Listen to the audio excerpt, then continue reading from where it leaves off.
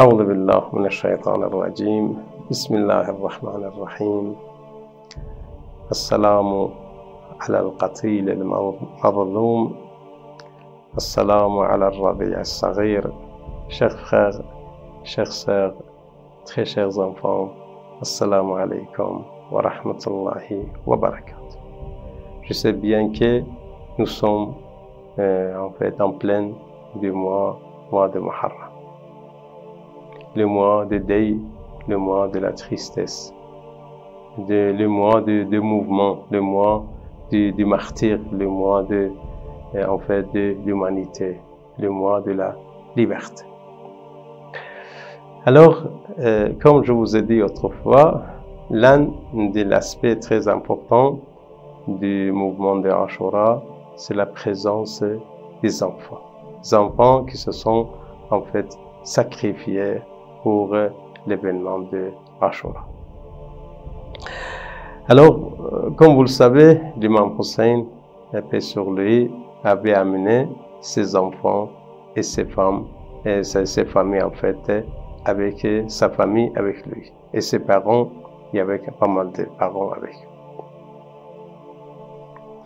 Alors, parmi les enfants qui ont été victimes de l'événement d'Ashura, c'est Ruqayya. Ruqayya, c'est la fille bien-aimée de l'imam Hussein alayhi salam.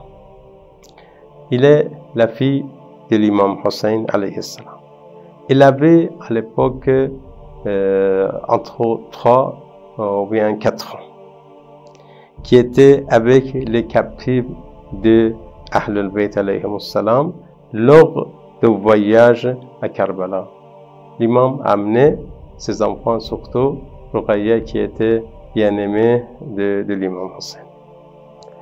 Alors, après l'événement d'Ashura, il était captif parmi les prisonniers de la guerre.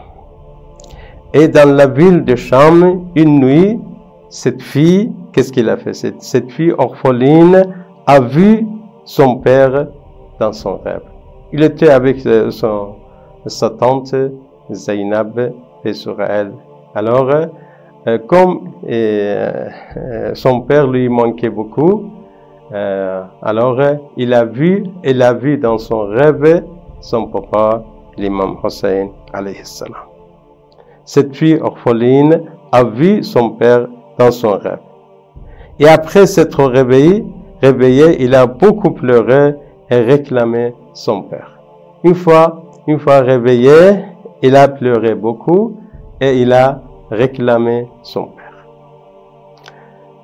père. Saïda Zainab, la dame Zainab, paix sur elle, il a essayé de calmer en fait ces petites-là, en disant que voilà, je t'ai déjà dit que papa est parti en voyage. Il a dit non, papa il était là, il était avec moi, j'ai vu. Alors il réclame son papa. Et la nouvelle est parvenue à Yazid, qu'Allah le maudisse. Il entend en fait la pleure de Ruqayya. Alors par son ordre, ils lui apportèrent la tête de son père. Il a dit, apportez la tête de son papa, il va le voir, il va la voir et comme ça il va se calmer. Mais Ruqayya, attristée par cet événement, est morte le même jour dans les ruines de Cham, qui était la résidence temporaire des prisonniers d'Ahlul Bayt là-bas. Voilà, donc on a perdu Ruqayya, la fille bien-aimée de papa, alors qu'il pleurait il réclamait son père. Assalamu alaikum wa rahmatullahi wa barakatuh.